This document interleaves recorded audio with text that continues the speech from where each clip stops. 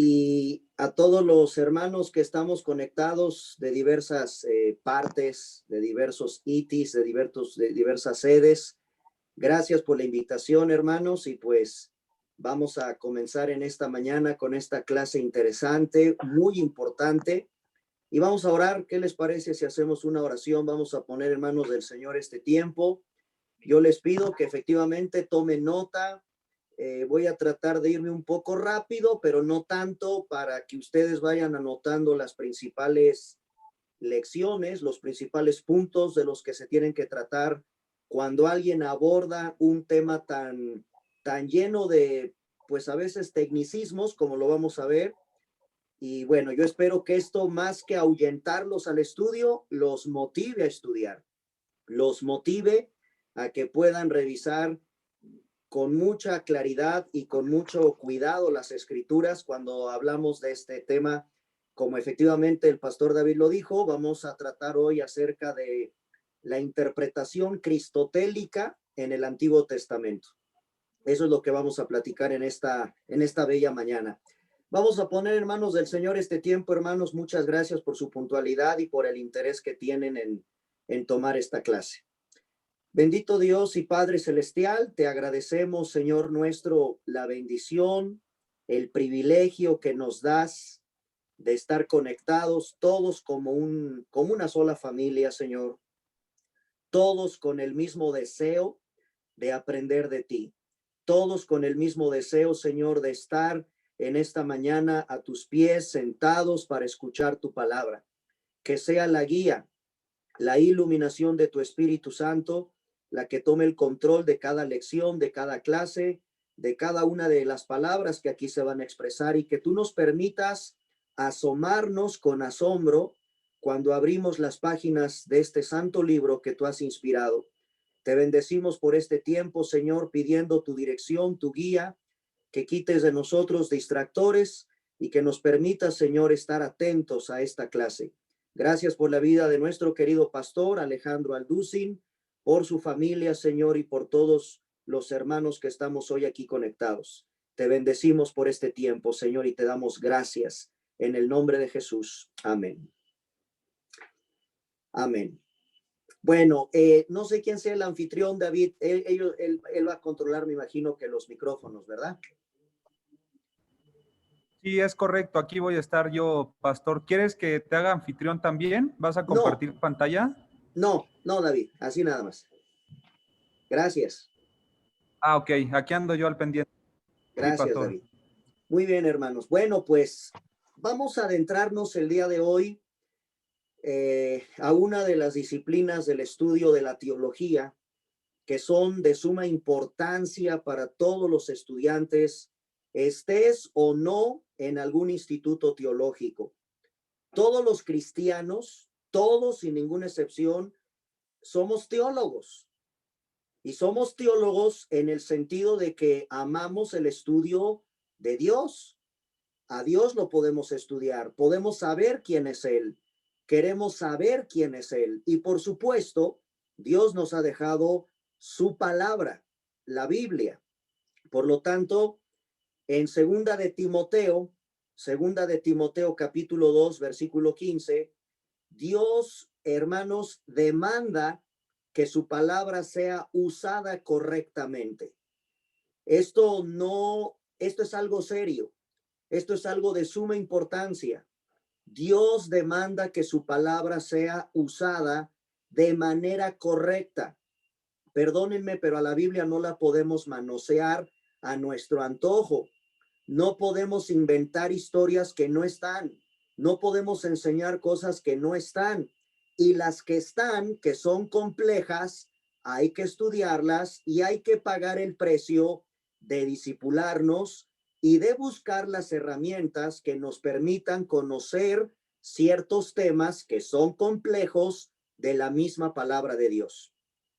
Yo hago una reflexión muy interesante, como pues yo soy abogado, no sé si hay abogados aquí también, seguramente hay varios de ustedes que estudiaron la carrera de la abogacía, y ustedes saben que la Carta Magna de cualquier país es la constitución política de cualquier nación.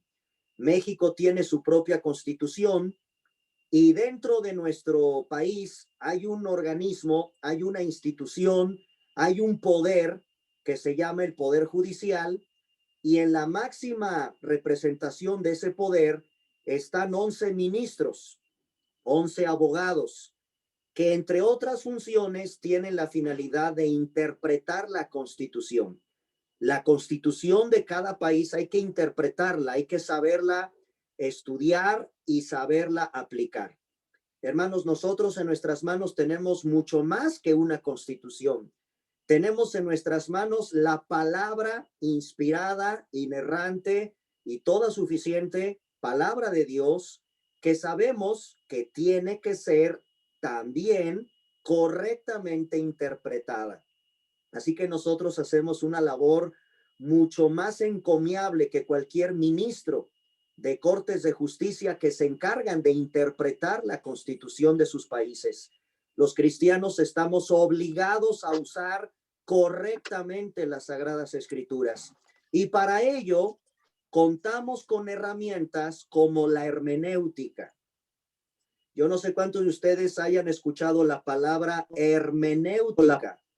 Y aunque la palabra hermenéutica tiene una rama, esta palabra tiene una raíz, por ejemplo, el dios Hermes en la mitología griega, el dios Hermes era el encargado de dar a conocer la voluntad de los dioses, era el que interpretaba, era el que nos daba a conocer a los seres humanos en la mitología qué opinaban los dioses, qué decían los dioses, qué querían decir los dioses, era un mensajero. De ahí, de este dios Hermes, viene la palabra hermenéutica, que tiene que ver con el estudio de la interpretación de los textos. Los abogados tienen que estudiar hermenéutica jurídica, por lo que les comentaba de las constituciones, y los cristianos o los teólogos, los estudiantes de las escrituras, de la Biblia, necesitamos conocer hermenéutica bíblica. Es decir, nosotros necesitamos estudiar esta ciencia y este arte. Hermanos, la hermenéutica, más allá de la abogacía, vamos a enfocarnos obviamente a la teología, la hermenéutica es una ciencia y la hermenéutica es un arte. ¿Por qué decimos que la hermenéutica es una ciencia? Porque se basa sobre leyes.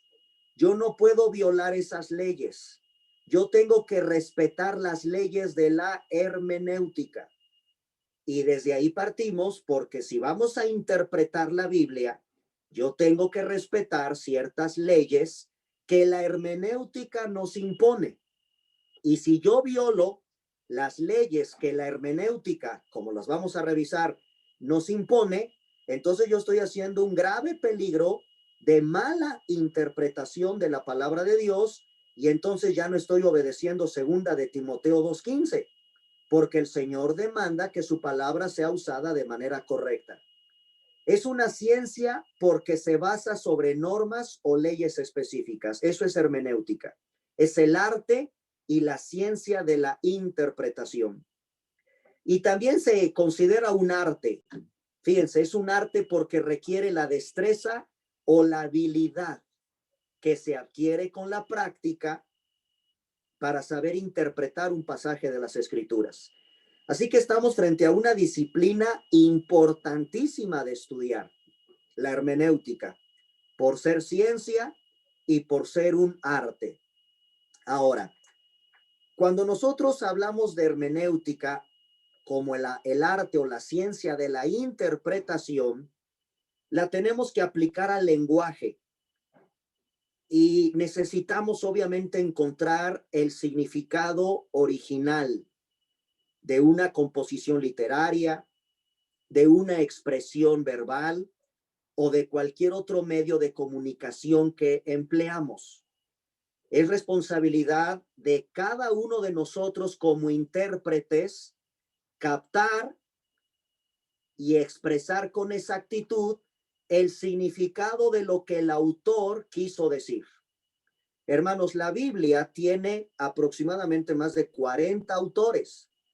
Y es una responsabilidad de todo buen intérprete de la Biblia captar y expresar con exactitud el significado, no lo que yo quiera, el significado de lo que el autor original, entiéndase David, entiéndase Salomón, entiéndase Moisés, entiéndase Pablo, entiéndase Pedro, entiéndase cualquiera de los autores, yo necesito indagar qué quiso decir el autor original de ese texto.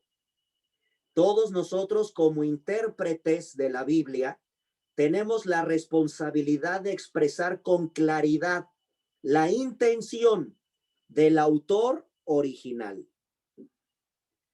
A lo largo de la historia se han establecido ciertos métodos para interpretar y vamos a enfocarnos desde luego a la Biblia, a la palabra de Dios. Por ejemplo, y yo quiero que tomen nota para que después con calma ustedes repasen y revisen por qué es peligrosa, por ejemplo, en la Biblia, utilizar una hermenéutica alegórica. ¿Qué es eso de la alegoría? ¿Qué implica lo alegórico? También, a lo largo de la historia, se han establecido métodos figurados. Métodos figurados. Hay quien interpreta la Biblia a través de métodos figurados, pero no le están dando el significado natural de un pasaje. Están usando un método figurado. Lo mismo con el alegórico, ¿eh? Con el alegórico están procurando encontrar un significado mucho más escondido por ahí o más recóndito que el normal, que el autor original quiso decir. Pero eso sí, ya empezamos a alegorizar o ya empezamos a emplear un método figurado donde no es posible, donde no lo hay. Otra manera es el metafórico. Hay personas que usan mucho la cuestión de la metáfora, apartándose del significado que el autor original, otra vez vuelvo a insistir, el autor original quiso decir, lo que el autor original nos pretende mostrar, y como se apartan del significado que pretendió el autor original, empiezan a elaborar metáforas o todo lo empiezan a espiritualizar. A eso también se le conoce como lo metafórico y espiritualizante. Y eso es peligroso. Eso está mal. Ya no podemos nosotros meter mano porque ya no estamos respetando el significado de un autor original de las escrituras. También a lo largo de la historia se ha establecido lo que se conoce como la nueva hermenéutica. La nueva hermenéutica.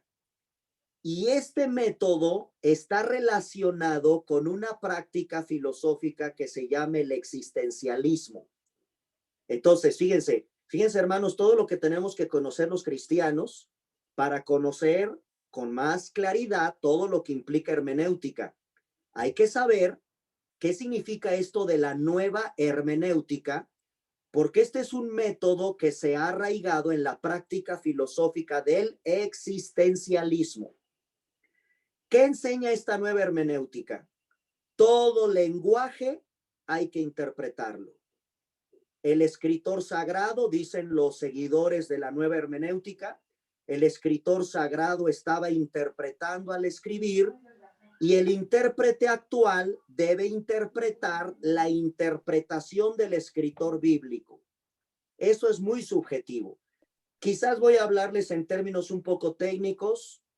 Creo que la clase se está grabando para que después la repasen o con mucho gusto ahorita hacemos algunos comentarios. Tomen nota, por favor, si tienen alguna duda. Pero la nueva hermenéutica es una manera equivocada también de aplicar las reglas bíblicas de la correcta hermenéutica o la correcta interpretación de la palabra de Dios. ¿Sí? Hay quienes incluso hablan de una hermenéutica política. ¿Sabían eso? O sea, aparte de tener la nueva hermenéutica, ahora también se habla de una hermenéutica política. ¿Y en qué consiste la nueva hermenéutica política? Que hay que interpretar las escrituras a la luz de situaciones sociopolíticas existentes, a raíz de situaciones políticas existentes. Y obviamente eso produce una reinterpretación de las cuestiones sociopolíticas que se van a confrontar con nuestra sociedad contemporánea. Entonces, todos los que han seguido a lo largo de la historia las formas en cómo se ha estudiado la hermenéutica, hablan de una hermenéutica política que pretende interpretar las escrituras a la luz de las situaciones sociopolíticas existentes en la actualidad. Solo que hay una observación. La Biblia, hermanos, estudiantes, hermanos que todos amamos el estudio de la Biblia, por eso ustedes están inscritos en el ITI, por eso ustedes y yo queremos seguir aprendiendo. Hermanos, tenemos que conocer que la Biblia no debe interpretarse a la luz de las condiciones sociales. Las condiciones sociales deben interpretarse a la luz de la Biblia. Eso es diferente. Vuelvo a repetir. La Biblia no debe interpretarse a la luz de las condiciones sociales. Y vaya que hoy estamos viviendo condiciones sociales espeluznantes. Todos estos feminicidios, toda esta crisis de valores, toda esta crisis en la política, en la economía, en lo social, en la familia. Bueno, la Biblia no debe interpretarse a la luz de las condiciones sociales, sino que las condiciones sociales deben interpretarse a la luz de la Biblia. Eso es diferente y eso es lo correcto. Así es como debe de interpretarse. Y claro que los cristianos tenemos respuesta a las condiciones sociales existentes hoy. Solo que, repito, son las condiciones sociales las que deben de interpretarse a la luz de lo que las escrituras están enseñándonos, de lo que las escrituras nos dicen con respecto a estos últimos tiempos. ¿Ok? Muy bien. Ahora, yo les voy a dar a conocer, hermanos, porque esto es importante, cómo debe de ser la actitud de todos nosotros cuando estudiamos, cuando interpretamos, cuando entendemos o cómo proclamar correctamente las Sagradas Escrituras. Algunos de ustedes seguramente tienen un llamado precioso de parte del Señor para ser maestros. Muchos de ustedes hasta pastores. Muchos de ustedes tendrán el día de mañana la enorme responsabilidad de dar una conferencia, un estudio bíblico, una predicación. O todos, no me importa el llamado, pero todos tenemos un llamado a evangelizar. Todos tenemos un llamado a estudiar, a entender y a proclamar las escrituras. Entonces, yo les voy a dar a conocer algunas reglas, algunos puntos de cómo debemos estudiar correctamente la Biblia. Y es que esto nos va a llevar al tema de esta mañana, en esta interpretación cristotélica, pero todo esto primero tengo que darles el panorama general, porque al hablar de interpretación cristotélica, pues tengo que hablarles un poco de hermenéutica, es la interpretación que nosotros tenemos que hacer de las escrituras. Y hoy vamos a dar algunos puntos muy generales, desde luego, de cómo debe ser estudiada, entendida y proclamada de manera correcta la palabra de Dios. Número 1. Regla número 1. Debes tomar el texto sagrado como base primordial de tu estudio. Hay que tomar el texto sagrado como base primordial del estudio y debes de aceptar su autoridad y su inerrancia. Debes tomar el texto sagrado como base primordial de su estudio y aceptar su autoridad y su inerrancia. Sabemos que la palabra de Dios es la máxima autoridad.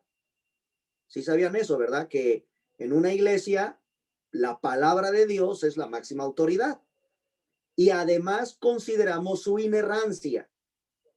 Es decir, la Biblia no tiene errores. Este es el primer punto que nosotros tenemos que enfocar.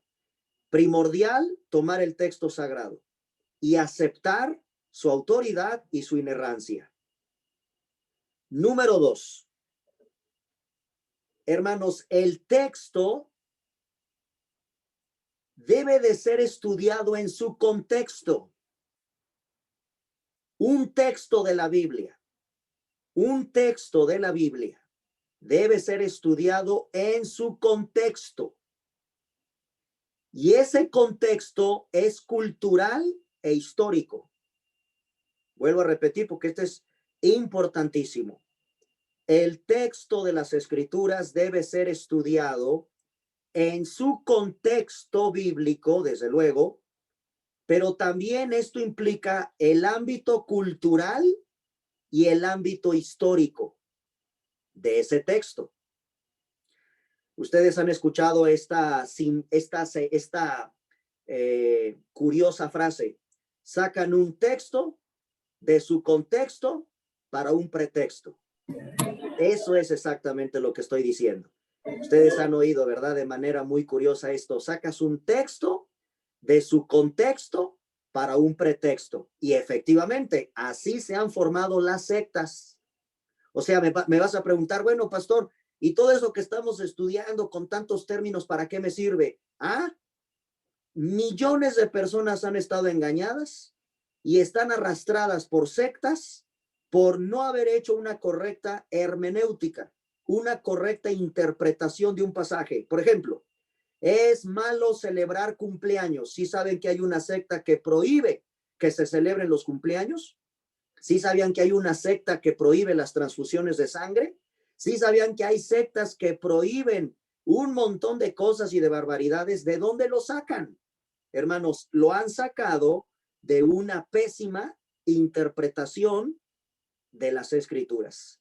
Así que esto trasciende, tiene una repercusión brutal en millones de personas que literalmente no han estudiado correctamente las Escrituras. Sacan un texto fuera de su contexto para un pretexto. El texto, por lo tanto, debe ser estudiado en su contexto bíblico, cultural e histórico. Ahora, número 3. El intérprete tiene la responsabilidad, todo intérprete de la Biblia tiene la responsabilidad de descubrir el significado del texto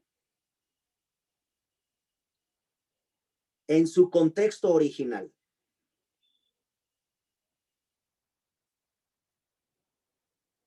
El intérprete, repito, número 3, debe tener la responsabilidad de descubrir primariamente el significado del texto en su contexto original. Antes de hacer cualquier aplicación para nuestros tiempos, antes de hacer una aplicación a mi situación contemporánea, yo necesito revisar el significado del texto en su contexto original. Eso es una responsabilidad de todos ustedes y mía. Número 4.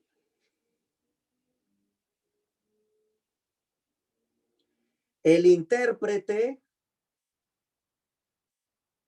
debe dar atención a la gramática del pasaje.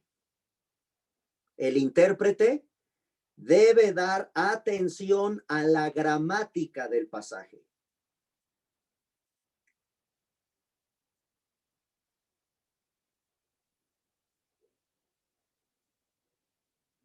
Es decir, hay que estudiar las palabras en su uso contextual. Hay que revisar la gramática del pasaje estudiando las palabras en su uso contextual.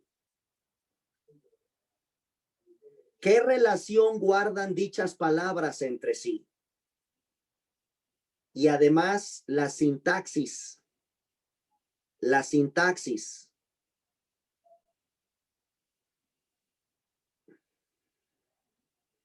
¿Para qué nos ayuda este punto? Para comprender el énfasis que el escritor original le quiso dar a lo que escribió. ¿Sí?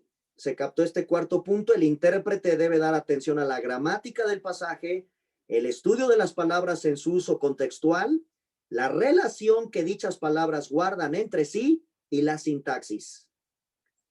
¿Para qué me sirve esto? Para comprender el énfasis que el escritor original quiso dar a lo que escribió. ¿Sí se entiende cuando digo escritor original?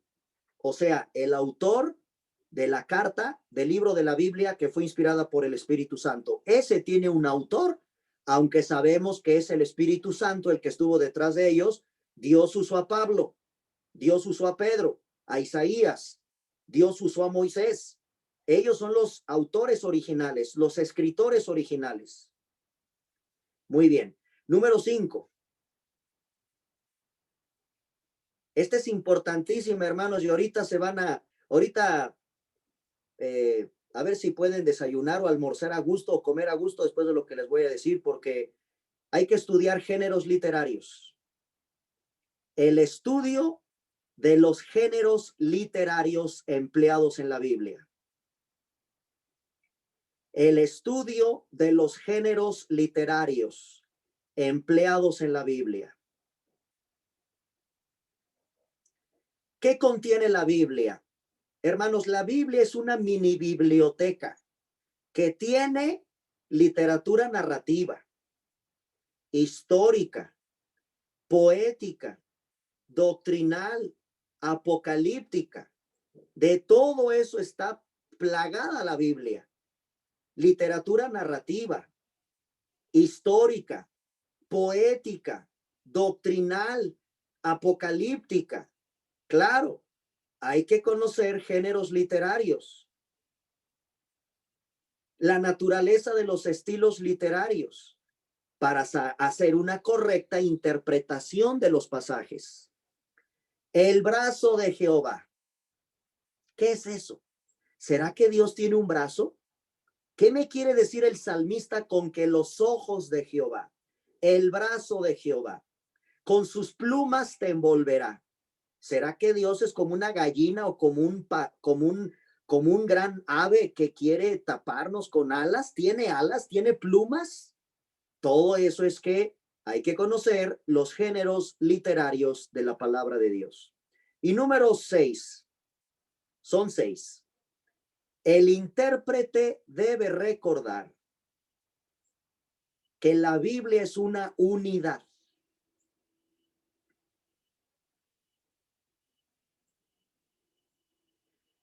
Aunque hay 2 testamentos, 66 libros, 39 en el Antiguo, 27 en el Nuevo, el intérprete tiene la responsabilidad de integrar armoniosamente las enseñanzas de la palabra de Dios.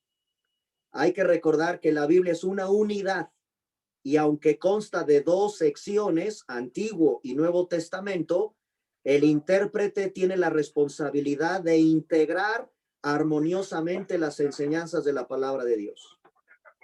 Integrar armoniosamente las enseñanzas de la palabra de Dios. Nosotros debemos de pensar teológicamente. Si la Biblia es un todo y hay un solo autor, porque solo un autor, aunque hay 40 autores, hay un solo autor detrás de esos 40 autores, 40 y tantos autores, es una unidad, la Biblia es un todo, tiene un solo autor divino que es el Espíritu Santo. No puede haber contradicciones. La Biblia no puede tener contradicciones. Hay que armonizar todas las enseñanzas de la Biblia, todas, en los 66 libros, porque consideramos como intérpretes que la Biblia es un todo y hay un solo autor, que es el Espíritu Santo. Y por lo tanto, la Biblia, la palabra de Dios, no puede tener contradicciones reales en su contenido.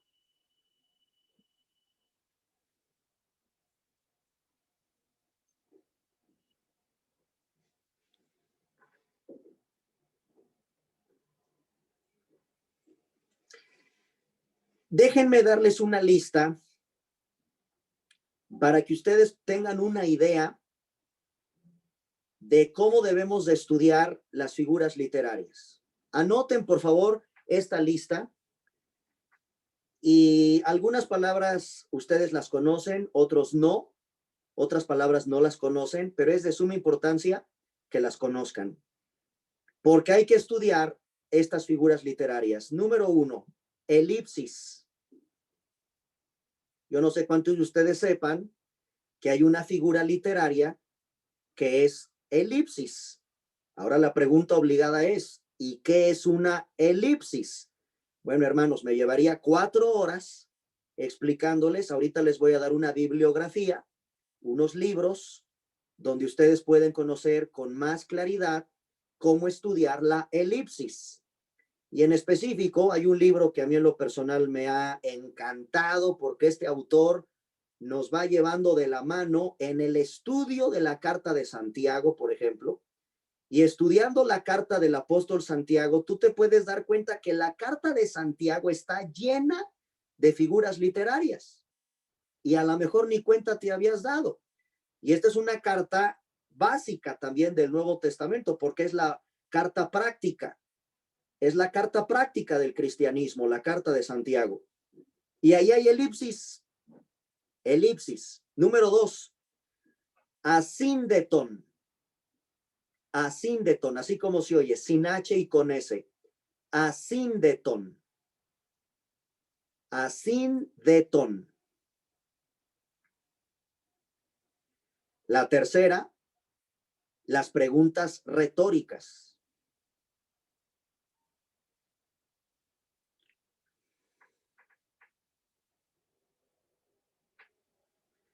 Luego tenemos el pleonasmo. El pleonasmo.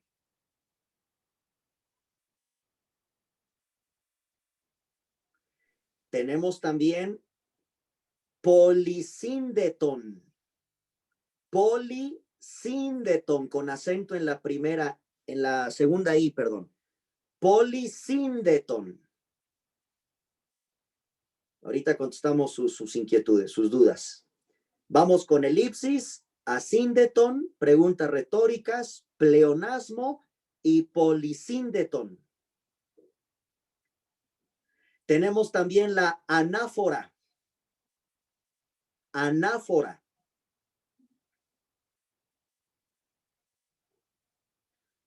La siguiente parece nombre de medicina, parece nombre de caja de medicina terrible.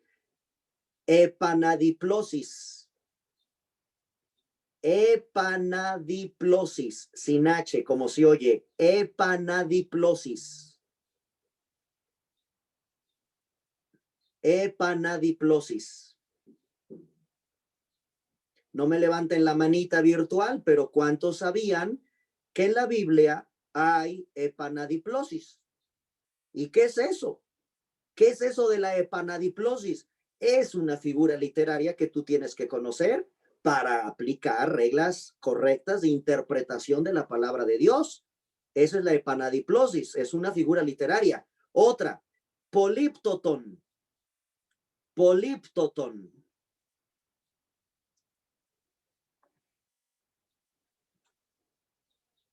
Políptoton. Otra se llama hipérbole. Hipérbole. Esa sí lleva H, hipérbole al principio. La otra se llama metonimia. Metonimia o cambio de nombre. Metonimia o cambio de nombre.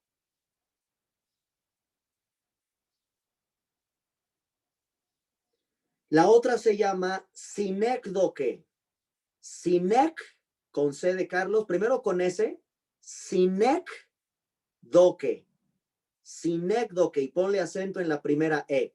Sinécdoque, o también se le llama transferencia. Sinécdoque o transferencia.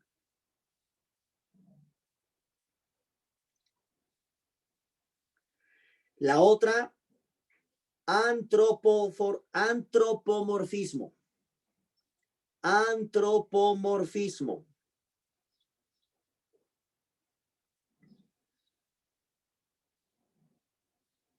Y también se le conoce como condescendencia. Al antropomorfismo también se le llama condescendencia. Así que si lo encuentras como condescendencia, la figura literaria de la condescendencia tiene que ver con el antropomorfismo. El brazo de Jehová, ese es un antropomorfismo. Los ojos de Jehová, ese es un antropomorfismo. Siguiente, locución. Locución, con C de Carlos y acento en la última O. Locución.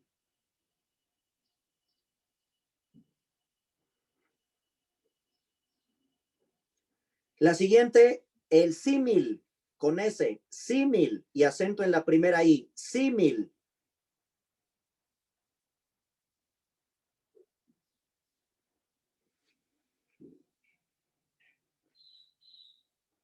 Tenemos en siguiente lugar la metáfora.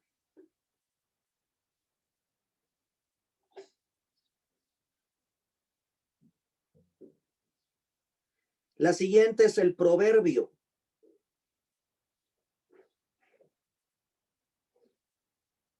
Y terminamos con el símbolo.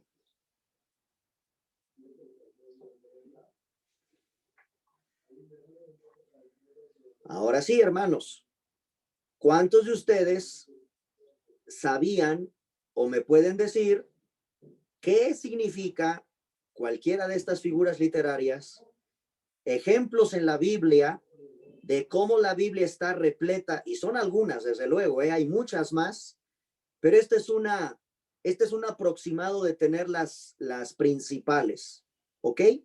Ahora, la pregunta es, ¿dónde puedo estudiar? Bueno, lo maravilloso de la tecnología de hoy es que en el Google tú ya puedes teclear cualquiera de estas figuras literarias y te sale su significado.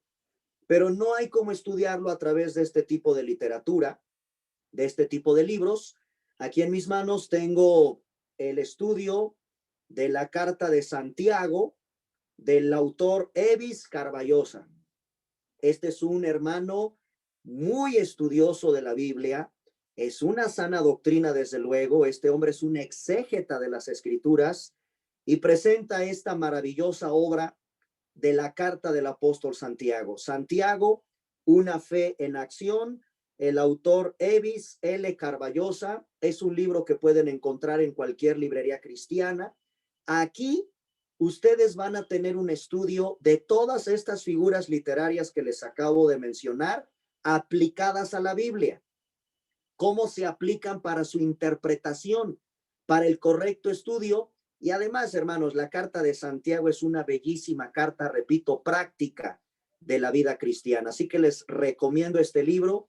Aquí pueden en este libro encontrar la explicación de cada una de estas figuras literarias y cómo se estudian aplicándolas a la Biblia, a la palabra de Dios.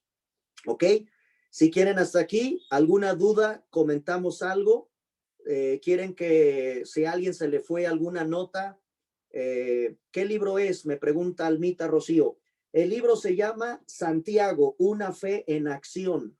El autor Evis L. Carballosa. Ahí está la respuesta. ¿Alguien más, hermanos, tiene alguna inquietud? Si le pedimos a David si nos ayuda, si alguien tiene alguna, hasta aquí, hasta este momento, algún comentario. Maestro, buenos días. Yo, Alma, buenos días.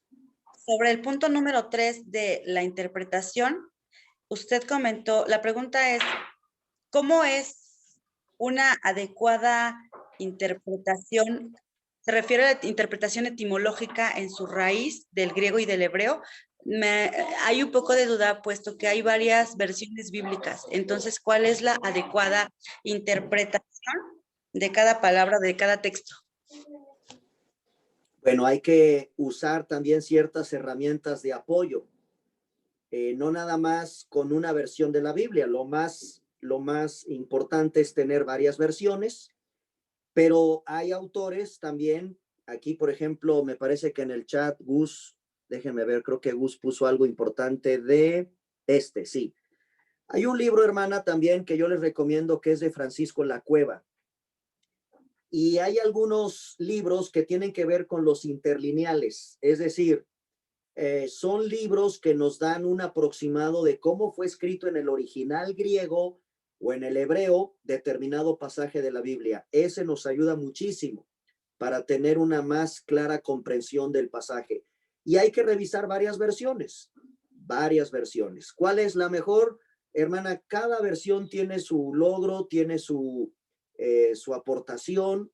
Eso la práctica misma nos va dando, conforme vayamos teniendo todo un arsenal de versiones, nos puede ayudar en el estudio de la palabra de Dios. El interlineal griego español es fundamental. Por supuesto, el saber griego nos va a ayudar muchísimo, ¿no? Por ejemplo, aquí ya vi que está conectado Max, que es un chico que sabe griego. Él nos puede también ayudar. ¿Cómo se le hace? Pues teniendo un acercamiento con la lengua con la que originalmente el Espíritu Santo escribió las Escrituras.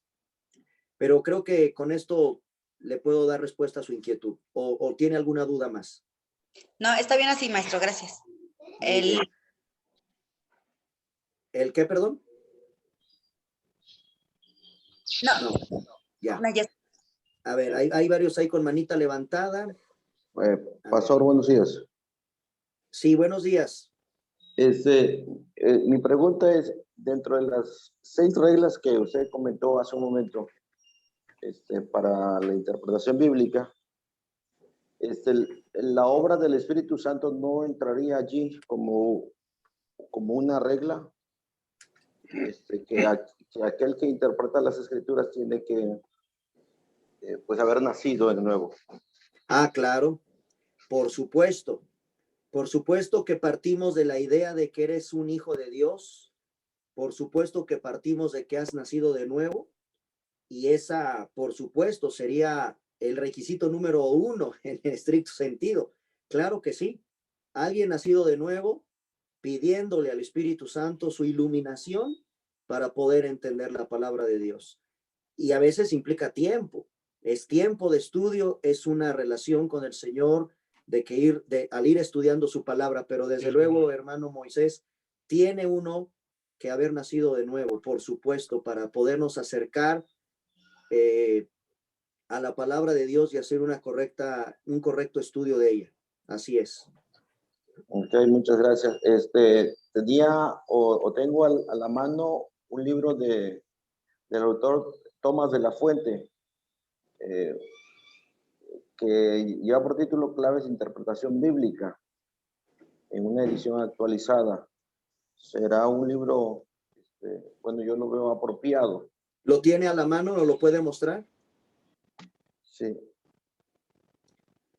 Creo que sí lo he visto. Sí, hermano, cualquiera de los libros de hermenéutica, por supuesto, si es un autor cristiano, si es un autor bíblico, por supuesto que nos puede ayudar. Claro que sí, es tan amplia la hermenéutica que no nos podemos casar con un autor. Cada autor va a dar aportaciones a este tema tan vasto, tan amplio como lo es la hermenéutica. Así que está bien, hermano, no hay ningún problema con esos autores. Muchas gracias, pastor. Sí, alguien más por ahí tenía, creo, la manita levantada. Pastor, buenos días. ¿El nombre del libro cuál es?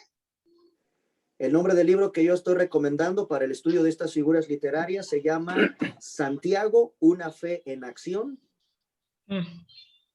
del autor Evis L. Carballosa.